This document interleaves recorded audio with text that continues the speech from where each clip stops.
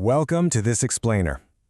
When we look back at the 2026 Iran war, it's super easy to get caught up in just the military maneuvers and the major geopolitical headlines. But today, we're going to look at this from a totally different angle. We're going to explore exactly how the Iran war fundamentally reshaped U.S. arms sales, precisely which nations in the Middle East went on an absolute buying spree, and exactly what kind of high-tech weapons they were scrambling to buy. This wasn't just a conflict, it was a massive, unprecedented economic shock to the global defense market.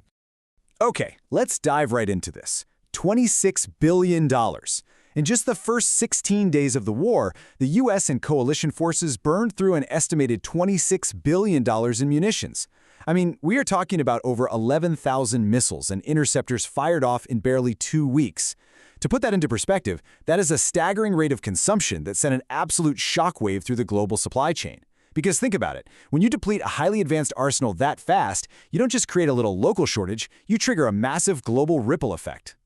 So, to make sense of this, we're going to walk through 5 steps today. First, the Great Munitions Drain. Second, the Middle East buying spree. Third, the ultimate shopping list. Fourth, how the defense giants cash in. And finally, the vulnerability paradox. All right, kicking things off with Section 1, the Great Munitions Drain, emptying the arsenal.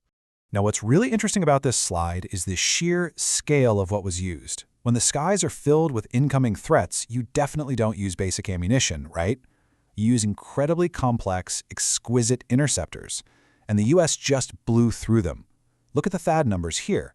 The U.S. rapidly drained up to half of its entire 360-unit pre-war stockpile. Poof, gone. And we're seeing the exact same terrifying depletion with SM-3s and Patriots. In just over a month, this created an immediate hair-on-fire global supply crisis.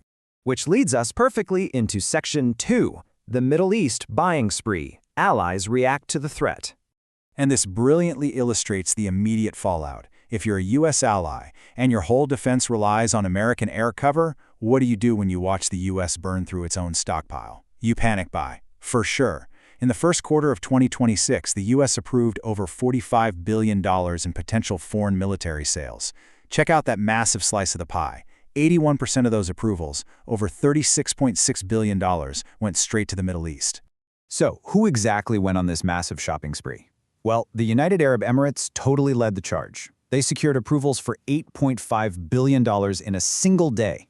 Kuwait was right on their heels with an $8 billion request, and Qatar asked for another $5 billion. Saudi Arabia and Bahrain locked in their own multi-billion-dollar packages too. And you have to remember why. During the peak of the conflict, roughly 6,400 projectiles were fired at GCC countries in Jordan. These billions aren't just numbers on a spreadsheet. This is a frantic defensive reaction to a very real barrage. Moving on to Section 3, the ultimate shopping list. What billions can buy. When you're trying to swat advanced ballistic missiles out of the sky, you aren't buying off-the-shelf gear. You are buying the most sophisticated technology on the planet. The absolute crown jewel here is the THAAD system. It is the ultimate shield, but man, it comes at a breathtaking cost, up to $15.5 million for just one interceptor. The UAE literally just got approval to drop $4.5 billion strictly on the radar system to integrate with their THAADs. That is the premium you pay for top-tier airspace security. But it's not just THAAD. Buyers are absolutely desperate for the PAC-3 MSE Patriot and the SM-3 interceptor. The Patriot is your go-to mobile land-based defense, costing around $3.9 million a pop. Kuwait and Qatar are all over these. Then on the other end of the spectrum, you have the massively expensive ship-based SM-3s, which run nearly $29 million per interceptor.